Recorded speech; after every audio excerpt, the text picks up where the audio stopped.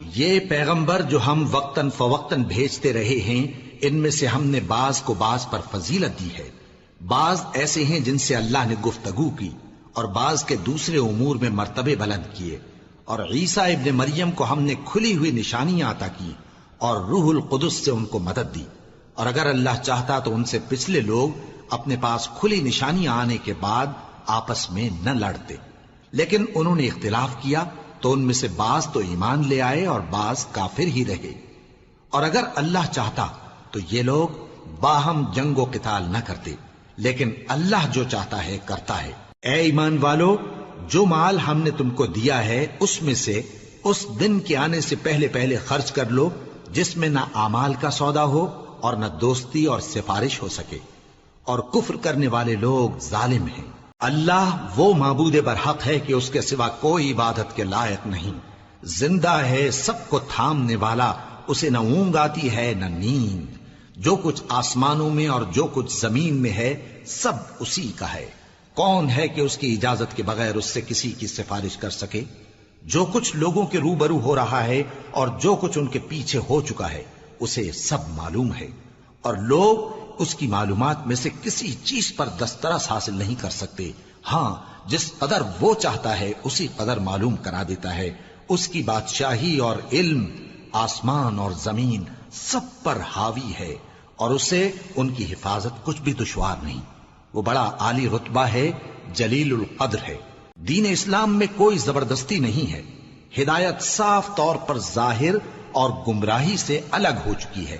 تو جو شخص بتوں سے اعتقاد نہ رکھے اور اللہ پر ایمان لائے، اس نے ایسی مضبوط رسی ہاتھ میں پکڑ لی ہے جو کبھی ٹوٹنے والی نہیں، اور اللہ سب کچھ سنتا ہے، سب کچھ جانتا ہے۔ جو لوگ ایمان لائے ہیں ان کا دوست اللہ ہے کہ اندھیرے سے نکال کر روشنی میں لے جاتا ہے، اور جو کافر ہیں ان کے دوست شیطان ہیں کہ ان کو روشنی سے نکال کر اندھیرے میں لے جاتے ہیں۔ یہی لوگ اہل دوزخ ہیں کہ اس میں ہمیشہ رہیں گے۔ بھلا تم نے اس شخص کو نہیں دیکھا جو اس غرور کے سبب سے کہ اللہ نے اس کو سلطنت بخشی تھی، ابراہیم سے اپنے پروردگار کے بارے میں جھگڑنے لگا؟ جب ابراہیم نے کہا میرا پروردگار تو وہ ہے جو زندگی دیتا ہے اور موت دیتا ہے، وہ بولا کہ زندگی اور موت تو میں بھی دے سکتا ہوں۔ ابراہیم نے کہا کہ اللہ تو سورج کو مشرق سے نکالتا ہے، آپ اسے مغرب سے نکال دیجئے۔ یہ سن کر وہ کافر ہکا بکا رہ گیا، اور اللہ بے انصافوں کو ہدایت نہیں دیا کرتا۔ یا اسی طرح اس شخص کو نہیں دیکھا جس کا ایک بستی پر جو اپنی چھتوں پر گری پڑی تھی گزر ہوا، تو اس نے کہا کہ اللہ اس کے باشندوں کو مرنے کے بعد کیوں کر زندہ کرے گا؟ تو اللہ نے اس کی روح قبض کر لی اور 100 برس تک اس کو مردہ رکھا۔ پھر اس کو جلا اٹھایا اور پوچھا تم کتنا عرصہ مرے پڑے رہے ہو؟ اس نے جواب دیا کہ 1 دن یا اس سے بھی کم۔ اللہ نے فرمایا نہیں، بلکہ 100 برس مرے رہے ہو، اور اپنے کھانے پینے کی چیزوں کو دیکھو کہ اتنی مدت میں مطلق سڑی بسی نہیں، اور اپنے گدھے کو بھی دیکھو جو مرا پڑا ہے۔ غرض ان باتوں سے یہ ہے کہ ہم تم کو لوگوں کے لیے اپنی قدرت کی نشانی بنائیں۔ اور ہاں، گدھے کی ہڈیوں کو دیکھو کہ ہم ان کو کس طرح جوڑے دیتے اور ان پر کس طرح گوشت پوست چڑھائے دیتے ہیں۔ جب یہ واقعات اس کے مشاہدے میں آئے تو بول اٹھا کہ میں یقین کرتا ہوں کہ اللہ ہر چیز پر قادر ہے۔ اور جب ابراہیم نے اللہ سے عرض کیا کہ اے پروردگار مجھے دکھا کہ تو مردوں کو کیوں کر زندہ کرے گا، اللہ نے فرمایا کیا تم نے اس بات کا یقین نہیں کیا؟ انہوں نے کہا کیوں نہیں، لیکن میں دیکھنا اس لیے چاہتا ہوں کہ میرا دل اطمینان کامل حاصل کر لے۔ فرمایا کہ 4 پرندے لے لو، پھر ان کو اپنے سے ہلا لو اور ان کے ٹکڑے ٹکڑے کر دو، پھر ان کا ایک ایک ٹکڑا ہر ایک پہاڑ پر رکھ دو، پھر ان کو بلاؤ تو وہ تمہارے پاس دوڑتے چلے آئیں گے، اور جان رکھو کہ اللہ غالب ہے، صاحب حکمت ہے۔ جو لوگ اپنا مال اللہ کی راہ میں خرچ کرتے ہیں ان کے مال کی مثال اس دانے کی سی ہے جس سے 7 بالیں اگیں اور ہر ایک بال میں 100 دانے ہوں، اور اللہ جس کے اجر کو چاہتا ہے اور زیادہ کرتا ہے، اور اللہ کشائش والا ہے، سب کچھ جاننے والا ہے۔ جو لوگ اپنا مال اللہ کے راستے میں صرف کرتے ہیں پھر اس کے بعد نہ اس خرچ کا کسی پر احسان رکھتے ہیں اور نہ کسی کو تکلیف دیتے ہیں، ان کا صلہ ان کے پروردگار کے پاس تیار ہے، اور قیامت کے روز نہ ان کو کچھ خوف ہوگا اور نہ وہ غمگین ہوں گے۔ جس خیرات کے دینے کے بعد لینے والے کو ایذا دی جائے اس سے تو نرم بات کہہ دینی اور درگزر کرنا بہتر ہے، اور اللہ بے نیاز ہے، بردبار ہے۔ مومنوں، اپنے صدقات و خیرات احسان رکھنے اور ایذا دینے سے اس شخص کی طرح برباد نہ کر دینا جو لوگوں کو دکھاوے کے لیے مال خرچ کرتا ہے اور اللہ اور روز آخر پر ایمان نہیں رکھتا، تو اس کے مال کی مثال اس چٹان کی سی ہے جس پر تھوڑی سی مٹی پڑی ہو اور اس پر زور کا مے برس کر اسے صاف کر ڈالے۔ اسی طرح یہ ریاکار لوگ اپنے اعمال کا کچھ بھی صلہ حاصل نہیں کر سکیں گے، اور اللہ ایسے ناشکروں کو ہدایت نہیں دیا کرتا۔ اور جو لوگ اللہ کی خوشنودی حاصل کرنے کے لیے اور خلوص نیت سے اپنا مال خرچ کرتے ہیں، ان کی مثال ایک باغ کی سی ہے جو اونچی جگہ پر واقع ہو، جب اس پر زور کا مے پڑے تو دگنا پھل لائے، پھر اگر مے نہ بھی پڑے تو خیر پھوار ہی صحیح، اور اللہ تمہارے کاموں کو دیکھ رہا ہے۔ بھلا تم میں کوئی یہ چاہتا ہے کہ اس کا کھجوروں اور انگوروں کا باغ ہو جس میں نہریں بہ رہی ہوں اور اس میں اس کے لیے ہر قسم کے میوے موجود ہوں، اور اسے بڑھاپا آ پکڑے اور اس کے ننھے ننھے بچے بھی ہوں، تو ناگہاں اس باغ پر آگ کا بھرا ہوا بگولا چلے، پس وہ جل جائے۔ اس طرح اللہ تم سے اپنی آیتیں کھول کھول کر بیان فرماتا ہے تاکہ تم سوچو اور سمجھو۔ مومنو، جو پاکیزہ اور عمدہ مال تم کماتے ہو اور جو چیزیں ہم تمہارے لیے زمین سے نکالتے ہیں ان میں سے اللہ کی راہ میں بھی خرچ کرو، اور بری اور ناپاک چیزیں دینے کا قصد نہ کرنا کہ اگر وہ چیزیں تمہیں دی جائیں تو بجز اس کے کہ لیتے وقت آنکھیں بند کر لو، ان کو کبھی نہ لو، اور جان رکھو کہ اللہ بے نیاز ہے، خوبیوں والا ہے۔ شیطان تمہیں تنگ دستی کا خوف دلاتا اور بے حیائی کے کام کرنے کو کہتا ہے، اور اللہ تم سے اپنی بخشش اور رحمت کا وعدہ کرتا ہے، اور اللہ کشائش والا ہے، سب کچھ جاننے والا ہے۔ وہ جس کو چاہتا ہے دانائی بخشتا ہے، اور جس کو دانائی ملی بے شک اس کو بڑی نعمت ملی۔ اور نصیحت تو وہی لوگ قبول کرتے ہیں جو عقل مند ہیں، اور تم اللہ کی راہ میں جس طرح کا خرچ کرو یا کوئی نذر مانو، اللہ اس کو جانتا ہے، اور ظالموں کا کوئی مددگار نہ ہوگا۔ اگر تم خیرات ظاہر کر کے دو تو وہ بھی خوب ہے، اور اگر پوشیدہ دو اور دو بھی ضرورت مندوں کو تو یہ تمہارے لیے بہتر ہے، اور اس طرح کا دینا تمہارے گناہوں کو بھی دور کرے گا، اور اللہ کو تمہارے سب کاموں کی خبر ہے۔ اے نبی صلی اللہ علیہ وآلہ وسلم، تم ان لوگوں کی ہدایت کے ذمہ دار نہیں ہو، بلکہ اللہ ہی جس کو چاہتا ہے ہدایت بخشتا ہے۔ اور مومنو، تم جو مال خرچ کرو گے تو اس کا فائدہ تمہیں کو ہے، اور تم تو جو خرچ کرو گے اللہ کی خوشنودی کے لیے کرو گے، اور جو مال تم خرچ کرو گے وہ تمہیں پورا پورا دے دیا جائے گا اور تمہارا کچھ نقصان نہیں کیا جائے گا۔ اور ہاں، تم جو خرچ کرو گے تو ان حاجت مندوں کے لیے جو اللہ کی راہ میں رکے بیٹھے ہیں اور ملک میں کسی طرف جانے کی طاقت نہیں رکھتے اور مانگنے سے آر رکھتے ہیں، یہاں تک کہ نہ مانگنے کی وجہ سے ناواقف شخص ان کو تونگر خیال کرتا ہے، اور تم قیافے سے ان کو صاف پہچان لو کہ حاجت مند ہیں، اور شرم کے سبب لوگوں سے منہ پھوڑ کر اور لپٹ کر نہیں مانگ سکتے۔ اور تم جو مال خرچ کرو گے کچھ شک نہیں کہ اللہ اس کو جانتا ہے۔ جو لوگ اپنا مال رات اور دن اور پوشیدہ اور ظاہر اللہ کی راہ میں خرچ کرتے رہتے ہیں، ان کا صلہ ان کے پروردگار کے پاس ہے، اور ان کو قیامت کے دن نہ کسی طرح کا خوف ہوگا اور نہ غم۔ جو لوگ سود کھاتے ہیں وہ قبروں سے اس طرح حواس باختہ اٹھیں گے جیسے کسی کو جن نے لپٹ کر دیوانہ بنا دیا ہو، یہ اس لیے کہ وہ کہتے ہیں کہ سودا بیچنا بھی تو نفع کے لحاظ سے ویسا ہی ہے جیسے سود لینا، حالانکہ سودے کو اللہ نے حلال کیا ہے اور سود کو حرام۔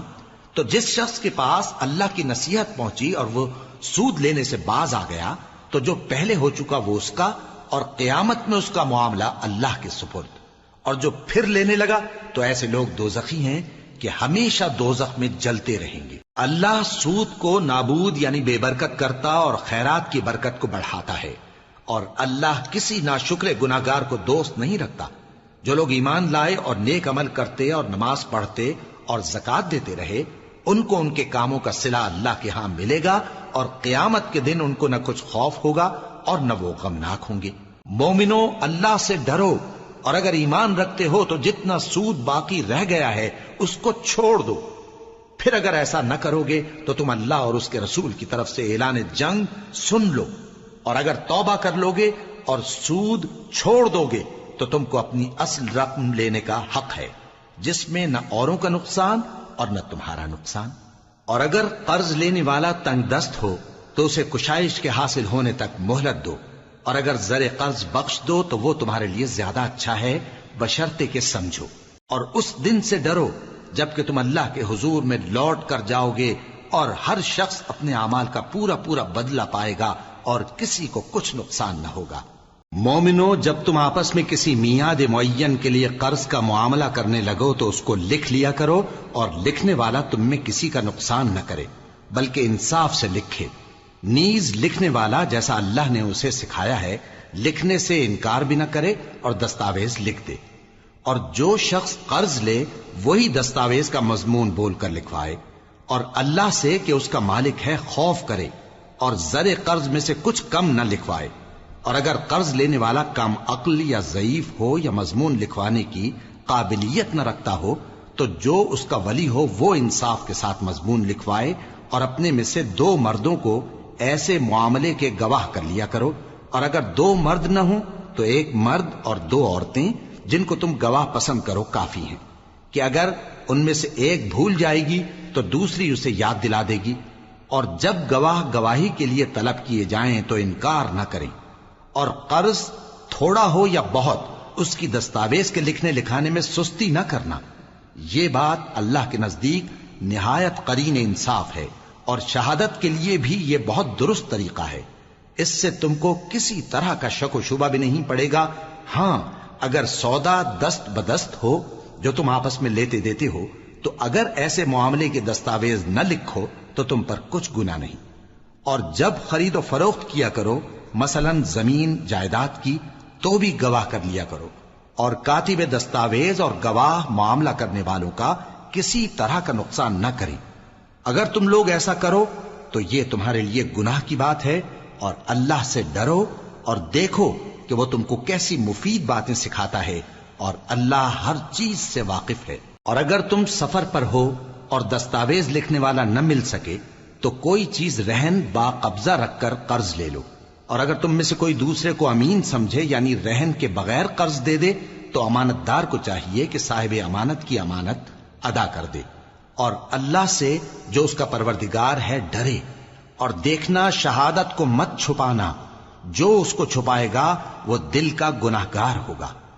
اور اللہ تمہارے سب کاموں سے واقف ہے، جو کچھ آسمانوں میں اور جو کچھ زمین میں ہے سب اللہ ہی کا ہے۔ تم اپنے دلوں کی بات کو ظاہر کرو گے تو اور چھپاؤ گے تو اللہ تم سے اس کا حساب لے گا، پھر وہ جسے چاہے مغفرت کرے اور جسے چاہے عذاب دے، اور اللہ ہر چیز پر قادر ہے۔ رسول اللہ صلی اللہ علیہ وآلہ وسلم اس کتاب پر جو ان کے پروردگار کی طرف سے ان پر نازل ہوئی ایمان رکھتے ہیں، اور مومن بھی سب اللہ پر اور اس کے فرشتوں پر اور اس کی کتابوں پر اور اس کے پیغمبروں پر ایمان رکھتے ہیں، اور کہتے ہیں کہ ہم اس کے پیغمبروں سے کسی میں کچھ فرق نہیں کرتے، اور وہ اللہ سے عرض کرتے ہیں کہ ہم نے تیرا حکم سنا اور قبول کیا۔ اے پروردگار، ہم تیری بخشش مانگتے ہیں اور تیری ہی طرف لوٹ کر جانا ہے۔ اللہ کسی شخص کو اس کی طاقت سے زیادہ کا ذمہ دار نہیں بناتا۔ اچھے کام کرے گا تو اس کو ان کا فائدہ ملے گا، برے کرے گا تو اسے ان کا نقصان پہنچے گا۔ اے پروردگار، اگر ہم سے بھول یا چوک ہو گئی ہو تو ہم سے مواخذہ نہ کیجو۔ اے پروردگار، ہم پر ایسا بوجھ نہ ڈالیو جیسا تو نے ہم سے پہلے لوگوں پر ڈالا تھا۔ اے پروردگار، جتنا بوجھ اٹھانے کی ہم میں طاقت نہیں اتنا بوجھ ہم پر نہ رکھیو، اور اے پروردگار، ہمارے گناہوں سے درگزر کر اور ہمیں بخش دے اور ہم پر رحم فرما، تو ہی ہمارا مددگار ہے، سو ہم کو کافروں پر غالب کر۔ شروع اللہ کا نام لے کر جو بڑا مہربان نہایت رحم والا ہے۔ الف لام میم۔ اللہ جو معبود برحق ہے، اس کے سوا کوئی عبادت کے لائق نہیں، زندہ ہے، سب کو تھامنے والا۔ اس نے اے نبی تم پر سچی کتاب نازل کی جو پہلی آسمانی کتابوں کی تصدیق کرتی ہے، اور اسی نے تورات اور انجیل نازل کی تھی۔ یہ 2 کتابیں اس نے پہلے نازل کی تھیں لوگوں کی ہدایت کے لیے، اور پھر قرآن جو حق اور باطل کو الگ الگ کر دینے والا ہے نازل کیا۔ جو لوگ اللہ کی آیتوں کا انکار کرتے ہیں ان کو سخت عذاب ہوگا، اور اللہ زبردست ہے، بدلہ لینے والا ہے۔ اللہ ایسا خبیر و بصیر ہے کہ کوئی چیز اس سے پوشیدہ نہیں، نہ زمین میں اور نہ آسمان میں۔ وہی تو ہے جو ماں کے پیٹ میں جیسی چاہتا ہے تمہاری صورتیں بناتا ہے، اس غالب حکمت والے کے سوا کوئی عبادت کے لائق نہیں۔ اے پیغمبر، وہی تو ہے جس نے تم پر یہ کتاب نازل کی جس کی بعض آیتیں محکم ہیں اور وہی اصل کتاب ہیں، اور بعض دوسری متشابہ ہیں۔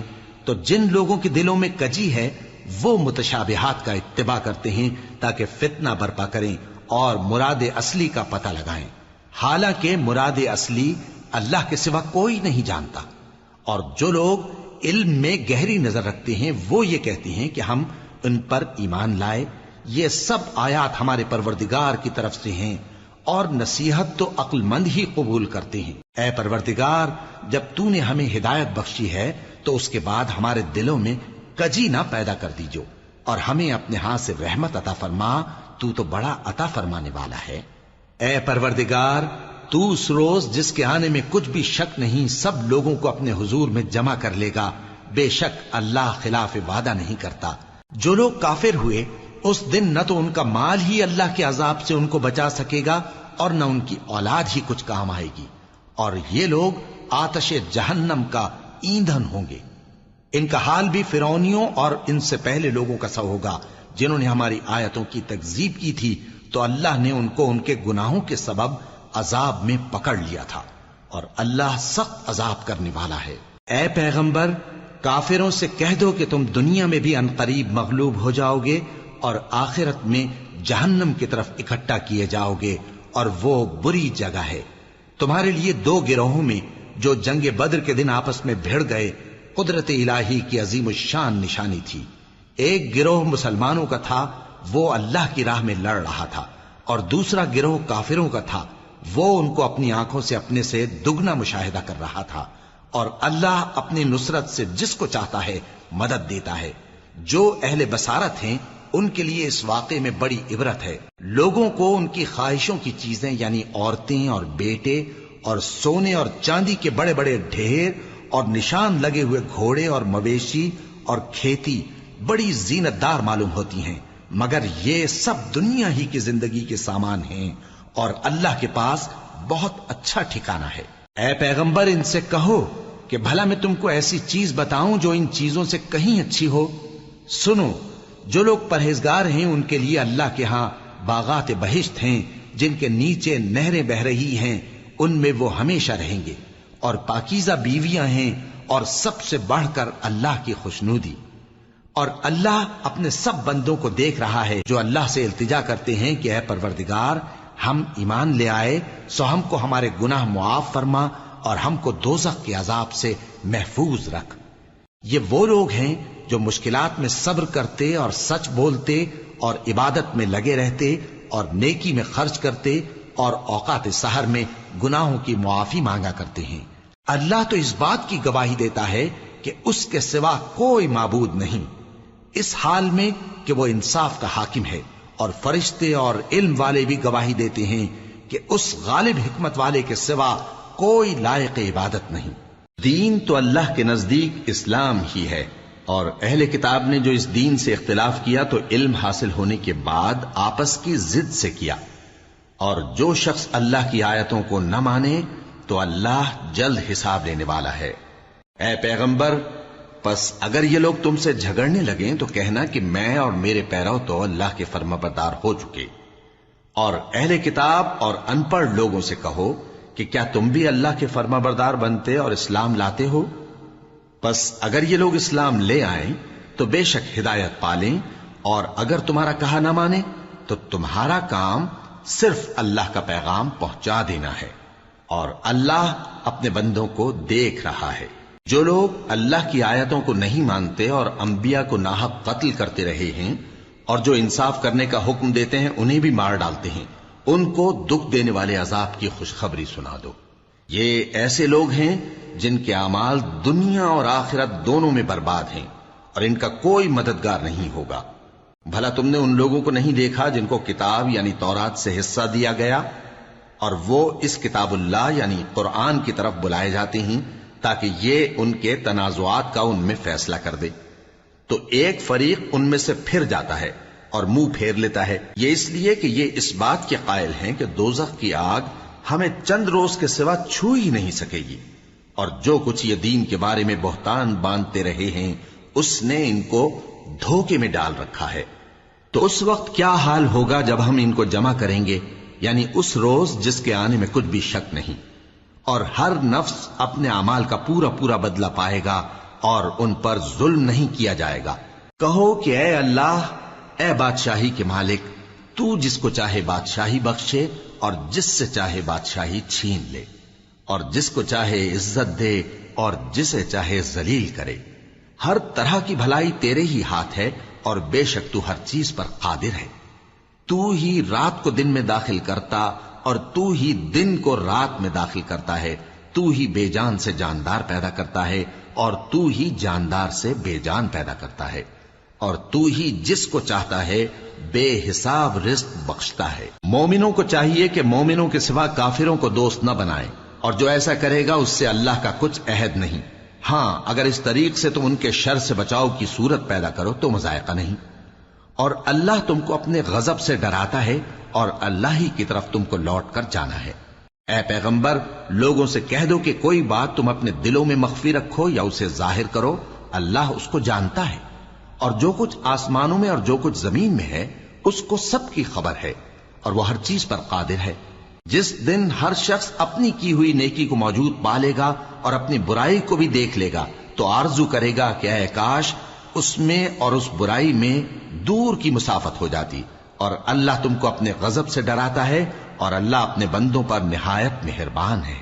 اے پیغمبر، لوگوں سے کہہ دو کہ اگر تم اللہ کو دوست رکھتے ہو تو میری پیروی کرو، اللہ بھی تمہیں دوست رکھے گا اور تمہارے گناہ معاف کر دے گا، اور اللہ بخشنے والا ہے، مہربان ہے۔ کہہ دو کہ اللہ اور اس کے رسول کا حکم مانو، پس اگر وہ نہ مانے تو اللہ بھی کافروں کو دوست نہیں رکھتا۔ اللہ نے آدم اور نوح اور خاندان ابراہیم اور خاندان عمران کو تمام جہان کے لوگوں میں سے منتخب فرمایا تھا، ان میں سے بعض کی اولاد تھے، اور اللہ سننے والا ہے، جاننے والا ہے۔ وہ وقت یاد کرنے کے لائق ہے جب عمران کی بیوی نے کہا کہ اے پروردگار، جو بچہ میرے پیٹ میں ہے میں اس کو تیری نذر کرتی ہوں، اسے دنیا کے کاموں سے آزاد رکھوں گی، تو اسے میری طرف سے قبول فرما، تو تو سننے والا ہے، جاننے والا ہے۔ پھر جب ان کے ہاں بچہ پیدا ہوا تو کہنے لگی کہ پروردگار، میرے تو لڑکی ہوئی ہے، جبکہ اللہ خوب جانتا تھا جو ان کے ہاں ولادت ہوئی تھی، اور نہ ہوتا لڑکا مانند اس لڑکی کے۔ اور کہنے لگیں میں نے اس کا نام مریم رکھا ہے، اور میں اس کو اور اس کی اولاد کو شیطان مردود سے تیری پناہ میں دیتی ہوں۔ تو اس کے پروردگار نے اس کو پسندیدگی کے ساتھ قبول فرمایا اور اسے اچھی طرح پرورش کیا، اور زکریا کو اس کا کفیل بنایا۔ زکریا جب کبھی عبادت گاہ میں اس کے پاس جاتے تو اس کے پاس کھانا پاتے۔ یہ کیفیت دیکھ کر ایک دن مریم سے پوچھنے لگے کہ مریم، یہ کھانا تمہارے پاس کہاں سے آتا ہے؟ وہ بولی کہ اللہ کے ہاں سے آتا ہے، بے شک اللہ جسے چاہتا ہے بے حساب رزق دیتا ہے۔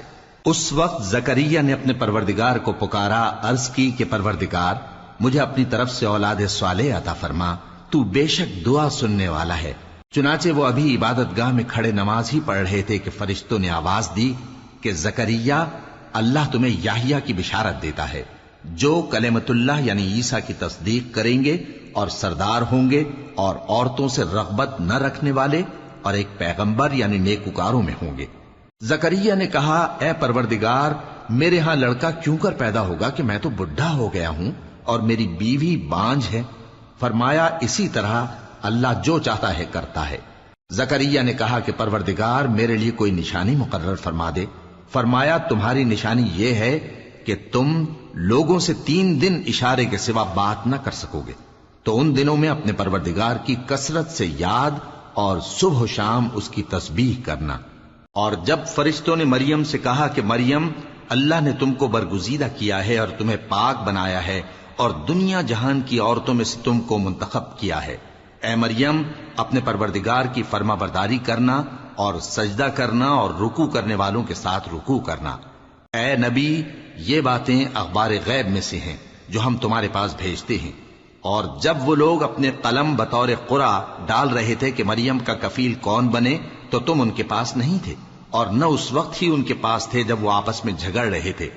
وہ وقت بھی یاد کرنے کے لائق ہے جب فرشتوں نے مریم سے کہا کہ مریم، اللہ تم کو اپنی طرف سے ایک کلمے کی بشارت دیتا ہے جس کا نام مسیح اور مشہور عیسیٰ ابن مریم ہوگا، اور جو دنیا اور آخرت میں آبرو مند اور مقربین میں سے ہوگا، اور ماں کی گود میں اور بڑی عمر کا ہو کر دونوں حالتوں میں لوگوں سے یکساں گفتگو کرے گا اور نیکوکاروں میں ہوگا۔ مریم نے کہا کہ پروردگار، میرے ہاں بچہ کیوں کر ہوگا کہ کسی انسان نے مجھے ہاتھ تک تو لگایا نہیں۔ فرمایا کہ اللہ اسی طرح جو چاہتا ہے پیدا کرتا ہے، جب وہ کوئی کام کرنا چاہتا ہے تو ارشاد فرما دیتا ہے کہ ہو جا تو وہ ہو جاتا ہے۔ اور وہ اسے کتاب و حکمت اور تورات اور انجیل کا علم عطا کرے گا، اور عیسیٰ بنی اسرائیل کی طرف پیغمبر ہو کر جائیں گے اور کہیں گے کہ میں تمہارے پاس تمہارے پروردگار کی طرف سے نشانی لے کر آیا ہوں، وہ یہ کہ تمہارے سامنے مٹی سے پرندے کی صورت بناتا ہوں، پھر اس میں پھونک مارتا ہوں تو وہ اللہ کے حکم سے سچ مچ پرندہ ہو جاتا ہے، اور پیدائشی اندھے اور ابرص کو تندرست کر دیتا ہوں، اور اللہ کے حکم سے مردوں کو زندہ کر دیتا ہوں، اور جو کچھ تم کھا کر آتے ہو اور جو اپنے گھروں میں جمع کر رکھتے ہو سب تم کو بتا دیتا ہوں۔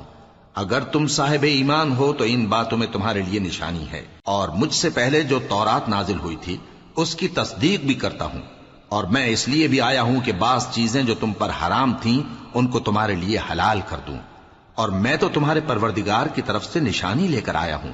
تو اللہ سے ڈرو اور میرا کہا مانو، کچھ شک نہیں کہ اللہ ہی میرا اور تمہارا پروردگار ہے، تو اسی کی عبادت کرو، یہی سیدھا رستہ ہے۔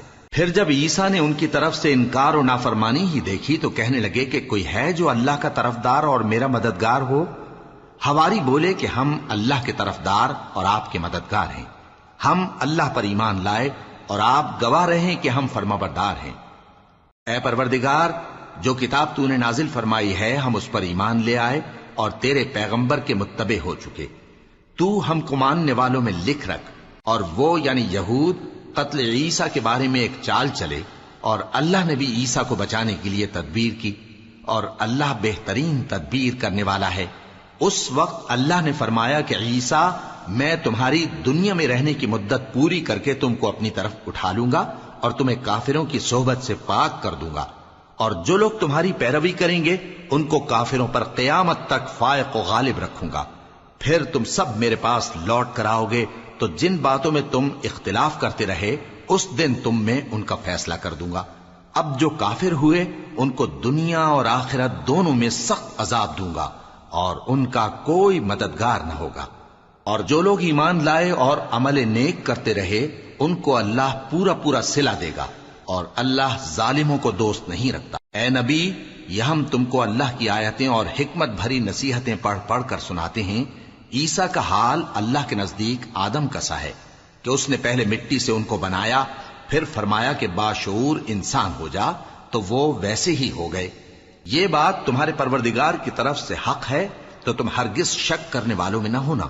پھر اگر یہ لوگ عیسیٰ کے بارے میں تم سے جھگڑا کریں اس کے بعد کہ تم کو حقیقت معلوم ہو ہی چکی ہے، تو ان سے کہنا کہ آؤ ہم اپنے بیٹوں اور بیٹیوں کو بلائیں، تم اپنے بیٹوں اور بیٹیوں کو بلاؤ، اور ہم خود بھی آئیں اور تم خود بھی آؤ، پھر دونوں فریق اللہ سے دعا و التجا کریں، اس طرح جھوٹوں پر اللہ کی لعنت بھیجیں۔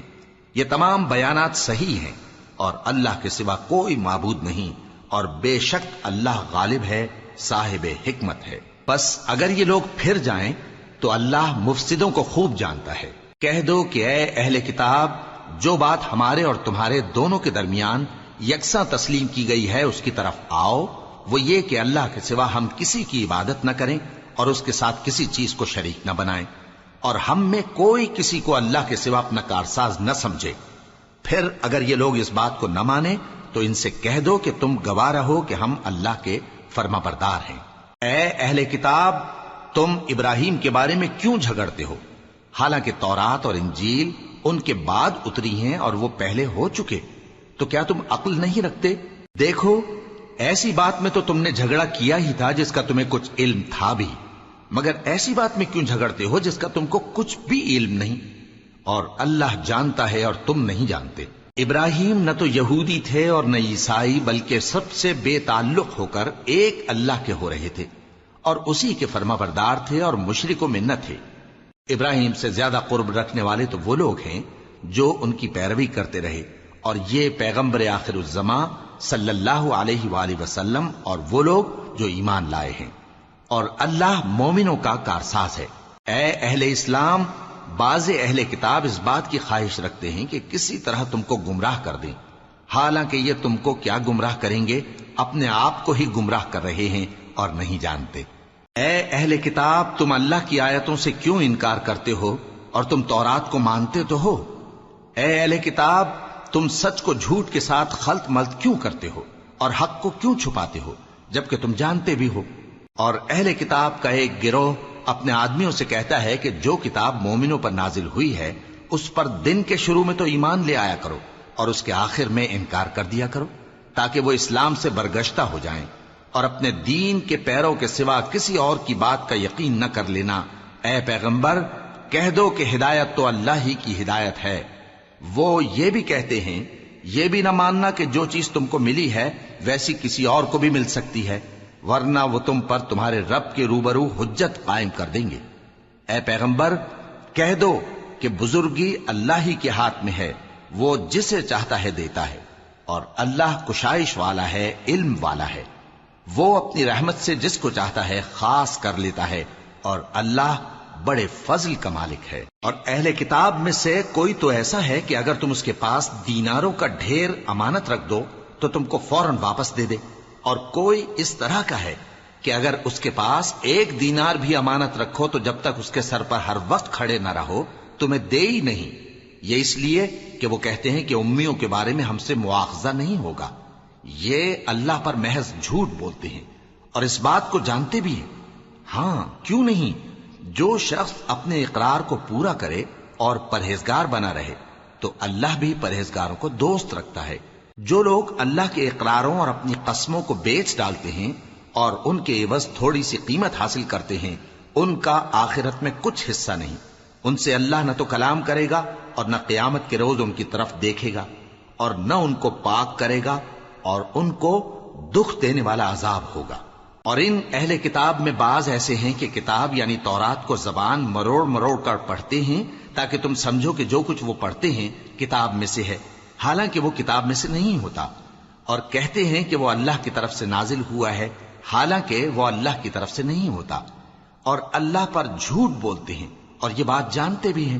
کسی آدمی کو شایع نہیں کہ اللہ اسے کتاب اور حکومت اور نبوت عطا فرمائے پھر وہ لوگوں سے کہے کہ اللہ کو چھوڑ کر میرے بندے ہو جاؤ، بلکہ اس کو یہ کہنا چاہیے کہ اے اہل کتاب، تم ربانی ہو جاؤ، کیونکہ تم کتاب کی تعلیم بھی دیتے ہو اور کیونکہ پڑھتے پڑھاتے رہتے ہو۔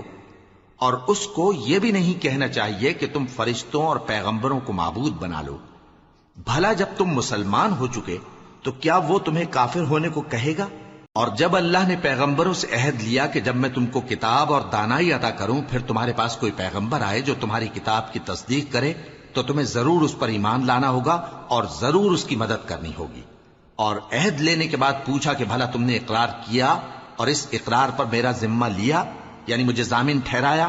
انہوں نے کہا ہاں ہم نے اقرار کیا۔ فرمایا کہ تم اس عہد و پیمان کے گواہ رہو اور میں بھی تمہارے ساتھ گواہ ہوں۔ اب جو لوگ اس کے بعد پھر جائیں تو وہی بد کردار ہیں۔ پھر کیا یہ کافر اللہ کے دین کے سوا کسی اور دین کے طالب ہیں؟ حالانکہ سب اہل آسمان و زمین خوشی یا ناخوشی سے اللہ کے فرما بردار ہیں اور اسی کی طرف لوٹ کر جانے والے ہیں۔ کہو کہ ہم اللہ پر ایمان لائے اور جو کتاب ہم پر نازل ہوئی اور جو صحیفے ابراہیم اور اسماعیل اور اسحاق اور یعقوب اور ان کی اولاد پر اترے، اور جو کتابیں موسیٰ اور عیسیٰ اور دوسرے انبیاء کو پروردگار کی طرف سے ملیں، سب پر ایمان لائے۔ ہم ان پیغمبروں میں سے کسی میں کچھ فرق نہیں کرتے، اور ہم اسی اللہ کے فرما بردار ہیں۔ اور جو شخص اسلام کے سوا کسی اور دین کا طالب ہوگا وہ اس سے ہرگز قبول نہیں کیا جائے گا، اور ایسا شخص آخرت میں نقصان اٹھانے والوں میں ہوگا۔ اللہ ایسے لوگوں کو کیوں کر ہدایت دے جو ایمان لانے کے بعد کافر ہو گئے اور پہلے اس بات کی گواہی دے چکے کہ یہ پیغمبر برحق ہے اور ان کے پاس دلائل بھی آ گئے، اور اللہ بے انصافوں کو ہدایت نہیں دیتا۔ ان لوگوں کی سزا یہ ہے کہ ان پر اللہ کی اور فرشتوں کی اور انسانوں کی سب کی لعنت ہے، ہمیشہ اس لعنت میں گرفتار رہیں گے۔ ان سے نہ تو عذاب ہلکا کیا جائے گا اور نہ انہیں مہلت دی جائے گی۔ ہاں، جنہوں نے اس کے بعد توبہ کی اور اپنی حالت درست کر لی تو اللہ بخشنے والا مہربان ہے۔ جو لوگ ایمان لانے کے بعد کافر ہو گئے پھر کفر میں بڑھتے گئے، ایسوں کی توبہ ہرگز قبول نہیں ہوگی اور یہ لوگ گمراہ ہیں۔ جو لوگ کافر ہوئے اور کفر ہی کی حالت میں مر گئے، وہ اگر نجات حاصل کرنی چاہیں اور بدلے میں زمین بھر سونا دیں تو ہرگز قبول نہیں کیا جائے گا۔ ان لوگوں کو دکھ دینے والا عذاب ہوگا اور ان کا کوئی مددگار نہیں ہوگا۔